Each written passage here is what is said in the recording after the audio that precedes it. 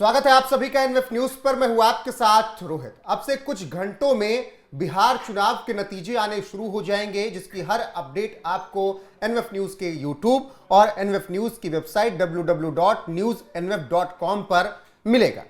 लेकिन नतीजों से पहले आरजेडी ने धमकाना शुरू कर दिया है। तमाम नेता जो विपक्षी गठबंधन के हैं वो धमकी दे रहे हैं और कह रहे हैं कि नेपाल जैसा हाल कर देंगे अगर काउंटिंग में गड़बड़ी हुई तो। ये सिर्फ काउंटिंग में गड़बड़ी का डर है, घबराहट है, या फिर हार अभी से दिखने लगी है विपक्ष को, इसीलिए इस तरीके के बयान आ रहे हैं। मेरे साथ है वरिष्ठ पत्रकार पंकज प्रसून, उनसे इस पर चर्चा करेंगे और तमाम बयान आपको सुनाएंगे कि विपक्ष की तरफ से क्या कुछ कहा गया है। पंकज जी, सबसे पहला सवाल, जब नेपाल में इस तरीके की हिंसा हुई, बवाल हुआ, सत्ता परिवर्तन कराया गया जबरदस्ती, तो उसके बाद तेजस्वी ने ट्वीट किया था कि बहुत दूर नहीं है बिहार। अब उनके एमएलसी कुछ ऐसी ही बातें कह रहे हैं और कह रहे हैं कि अगर काउंटिंग में गड़बड़ी हुई, स्लो हुई, तो फिर नेपाल जैसा नजारा होगा सड़कों पर। यह आरजेडी की सीधी धमकी है या फिर हार का डर सताने लगा है? नहीं, ये सुनील सिंह बिस्कोमान वाले हैं। किसी से भी बिहार में पूछेगा सुनील सिंह बिस्कोमान वाले, तो इनके पूरे परिवार पर मनीष यादव नामक एक शख्स ने फर्जी 420 का आरोप लगाया था। पैसा ये खा गए थे नौकरी दिलाने के नाम पे। तो इनका मैं एक इतिहास बता रहा था सिर्फ। अब ये सुनील सिंह कह रहे हैं नेपाल जैसा हाल हो जाएगा।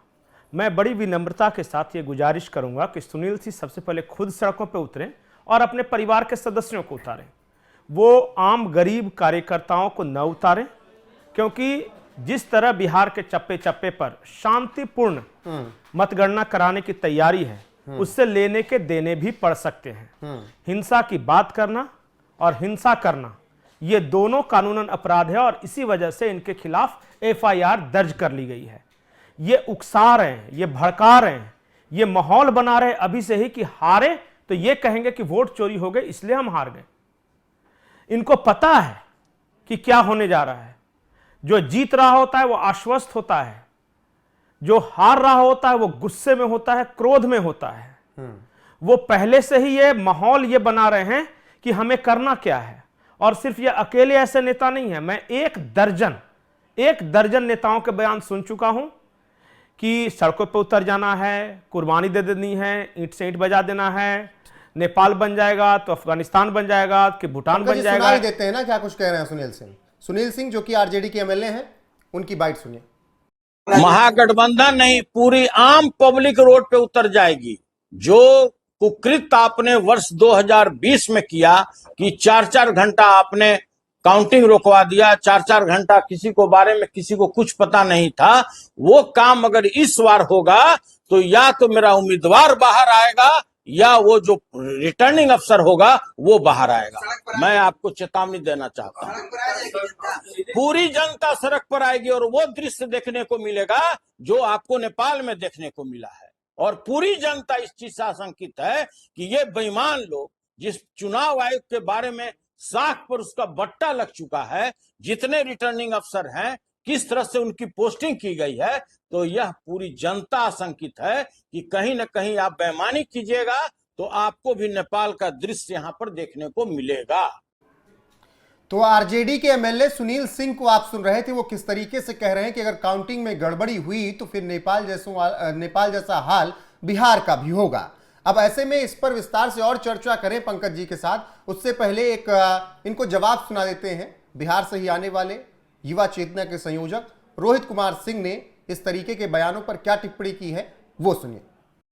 कन्विक्टेड चार्जशीटेड गठबंधन के मुख्यमंत्री इन वेटिंग उम्मीदवार चार्जशीटेड राजकुमार तेजस्वी प्रसाद यादव मुख्यमंत्री के पद पर कब्जा करने के लिए इतने व्याकुल और व्यग्र हो गए हैं कि पूरे प्रदेश में अपने तांडव पसंद खूंखार कार्यकर्ताओं को निर्देशित कर रहे हैं कि काउंटिंग सेंटर पर हंगामा करना है, तांडव करना है, जबरदस्ती सर्टिफिकेट छीनकर अपने हारे हुए कार्यकर्ताओं को विधायक बना देना है। तेजस्वी जी बिहार लोकतंत्र की जननी है। पूज्य बाबा साहब अंबेडकर जी के संविधान में निष्ठा, विश्वास और आस्था रखने वाले लोगों की धरती है। तो आरजेडी एमएलए ने जब नेपाल बनाने की धमकी दी तो युवा चेतना के रोहित सिंह ने यह जवाब दिया और कहा कि लोकतांत्रिक रूप से देश चलता है, बिहार चलता है, और ये जबरदस्ती आरजेडी वाले धमकी दे रहे हैं और अपने कार्यकर्ताओं को उकसा रहे हैं। पंकज जी, मैं एक बात कह सकता हूं कि बिहार में जो भी हिंसा फैलाएगा, तोड़फोड़ करेगा या खून खराबे की राजनीति करेगा, उसका बिहार की जनता ही मुकम्मल जवाब देगी।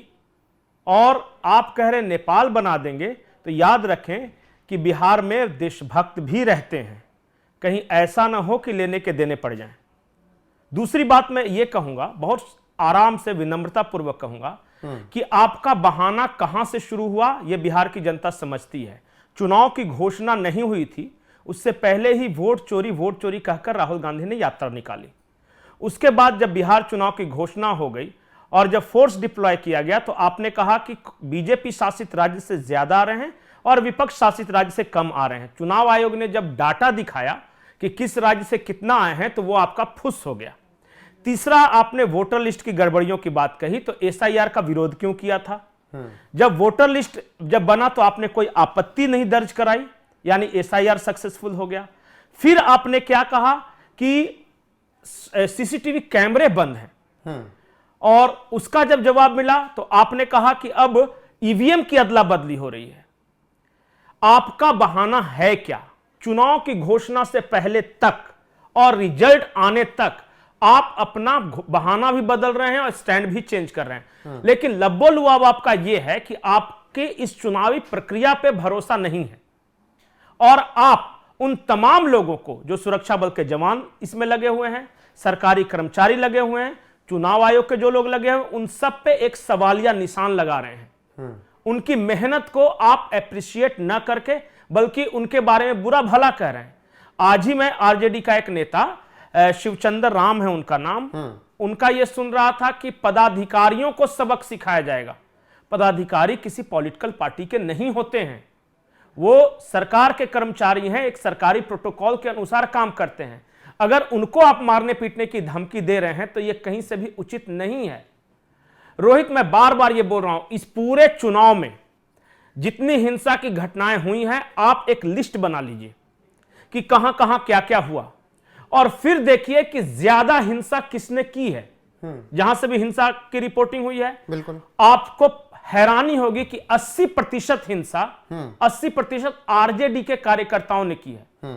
चाहे दलितों की पिटाई हो, या फिर मुजफ्फरपुर में बुजुर्ग दलित की पीट कर हत्या हो, या सबसे ताजा मामला है कि आरा जिले का एक तरारी विधानसभा क्षेत्र है, वहां एक महिला दवाई लाने जा रही थी, उसको गोली मार दी।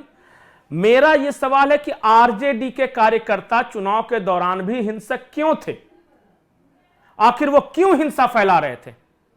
आप दलितों की क्यों पिटाई कर रहे थे? इसका मतलब कि आपको कहीं ना कहीं से शह मिल रहा था या कहीं ना कहीं निर्देश था।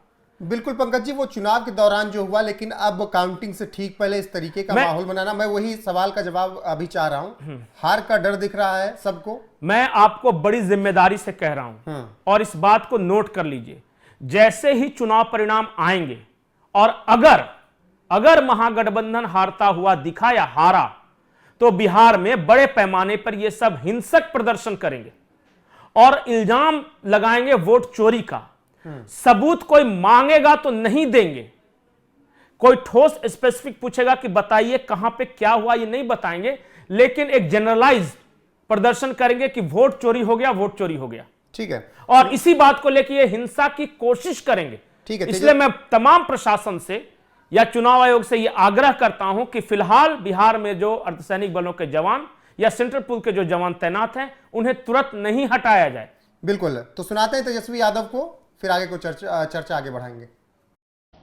और इस बार देखिएगा, अभी सर्वे चलाया गया और पूरा प्रयास किया जाएगा कि काउंटिंग को स्लो किया जाए। पूरी प्रक्रिया काउंटिंग की स्लो ये लोग करवाएंगे। दहशत जो है जिला हेडक्वार्टर में पैदा करेंगे, जहां बॉम्ब ब्लास्ट होगा वहां कोई कार्रवाई नहीं करेंगे, जहां घटनाएं होंगी वहां कोई कार्रवाई नहीं करेंगे, लेकिन लोकतंत्र की हत्या के लिए ये लोग मिलिट्री से फ्लैग मार्च बिहार के पूरे जिले में करवाएंगे, ताकि एक दहशत जो है लोगों के बीच जो है पैदा हो सके। आप देखिएगा, पिछले बार भी लोगों ने 2020 में बदलाव के लिए जो है, परिवर्तन के लिए वोट दिया था। वो तो बेईमानी हुई, मात्र 12,000 का अंतर रहा। इस बार तो क्लीन स्वीप हम लोग हो रहे हैं। पंकज जी, तेजस्वी कह रहे हैं कि डिस्ट्रिक्ट हेडक्वार्टर में डर का माहौल पैदा किया जाएगा। मैं बार-बार तमाम और बातें कह रहे हैं। दो चीजें तेजस्वी यादव ने महत्वपूर्ण कही। एक कही कि ये जो जवान तैनात है ये लोगों में खौफ पैदा करने के लिए है। मतलब ये जवान तैनात नहीं होने चाहिए ताकि मनमर्जी करने की छूट मिले। ये जो जवान तैनात है, सुरक्षा बलों के जवान, वो शांति व्यवस्था कायम करने के लिए बने हुए हैं। कहीं भी अगर मार्च होता है तो इससे खौफ पैदा नहीं होता, बल्कि आम लोगों में जो कमजोर हैं वो उनमें ये आश्वासन दिया जाता है कि हम हैं, आप घबराओ नहीं। दूसरी बात उन्होंने कही कि आरजेडी के कार्यकर्ता कुर्बानी देने के लिए तैयार हैं। भैया, मतगणना हो रही है, वोटों की काउंटिंग हो रही है, यहां कुर्बानी देने की जरूरत नहीं है, बल्कि शांतिपूर्ण तरीके से ध्यान देने की जरूरत है। आप मारामारी करोगे, आप लंठई करोगे, बिहारी भाषा में कहते हैं, तो आपको सुरक्षा बल के जवान उठाकर फेंक देंगे। तो थोड़ा सा अपना बचाकर, कहीं ऐसा ना हो कि जोश जोश में आप होश खो दें। मैं आरजेडी के कार्यकर्ताओं से यह कह रहा हूं कि कुछ भी ऐसा नहीं करना है जिसकी वजह से आप या आपके परिवार वाले परेशानी में फंसे। क्योंकि जो नेता है वो बोल के निकल जाएगा, लेकिन आपके साथ जो होगा उसे भुगतना पड़ेगा आपके परिवार को। और अगर आप अपने सर पे कफन बांध के निकले हैं तो मोस्ट वेलकम। कल के बाद अगर इच्छा हो आपकी तो हिंसा करके देख लीजिए, उसका परिणाम या दुष्परिणाम क्या होता है यह आपको स्वतः ही पता चल जाएगा। बिल्कुल पंकज जी, आखिर में पप्पू यादव और दिग्विजय सिंह को सुना देंगे, लेकिन उनके बयान पर चर्चा कर लेते हैं कि दिग्विजय सिंह भी यही बात कह रहे हैं कि भाई वहां तो माहौल मुझे दिख रहा है, अगर 140 सीट से भी कम आ गई समझ लो वोट चोरी हुई। अच्छा, पप्पू यादव भी ऐसी कुछ बात कह रहे हैं। नहीं, बड़ा इंटरेस्टिंग है। अगर 140 हमारी आई तो चुनाव ठीक था और अगर सामने वाला जीत गया तो वोट चोरी है, यही कह रहे हैं ना दिग्विजय सिंह। दिग्विजय सिंह को भोपाल में बैठे बैठे सब पता है कि चोरी हो रही है, लेकिन बिहार में बैठने वाले किसी कांग्रेसी नेता को नहीं पता। इसे कहते हैं दोगली रणनीति। आप भड़का रहे हो लोगों को, आप चुनाव प्रक्रिया के प्रति अविश्वास पैदा कर रहे हो लोगों में। और पप्पू यादव का क्या कहना, इनका तो पहले यही ठिकाना नहीं है कि ये कांग्रेस में है या नहीं है, क्योंकि टेक्निकली ये निर्दलीय हैं। आज तक कांग्रेस ने इन्हें अपने में शामिल नहीं कराया, लेकिन कांग्रेस के हर सभा में जाते जरूर हैं पर मंच पे जगह नहीं दिया जाता। ये हम लोग के यहां बोलते हैं बिहार में बेइज्जता इंसान है कि 10-20 बार बेइज्जती करो फिर भी दांत निपोड़ते हुए उसी में घुसता है। तो ये हाल है। ठीक है, फिलहाल जिस तरीके का माहौल आरजेडी बना रही है काउंटिंग से पहले, उससे आप समझ सकते हैं कि उन्हें कहीं ना कहीं ये समझ में आ रहा है कि स्थितियां ठीक नहीं हैं और नेपाल जैसे हालात बनाने की धमकी दी जा रही है आरजेडी की तरफ से अगर उनके पक्ष में रिजल्ट नहीं आए तो। पप्पू यादव और दिग्विजय सिंह दोनों के बयान के साथ आपको छोड़े जाते हैं। बने रहिए हमारे साथ लगातार। नमस्कार। बेईमानी यदि ना हो तो महागठबंधन की सरकार बनना तय है। 2000, 4000, 1500, 3000 तक ये बदमाशी करेंगे। आप जो उम्मीदवार हैं बाहर में अपने अपने फॉलोअर्स को मजबूती से रखेंगे। करो मरो का ये चुनाव है, मरता क्या नहीं करता। अंजाम जितना भारी हो परवाह मत कीजिएगा। जी के क्या करना है जब हम अपने अधिकार की हिफाजत नहीं कर पाएंगे। कब तक इन दरिंदों के हाथ पीसते रहेंगे।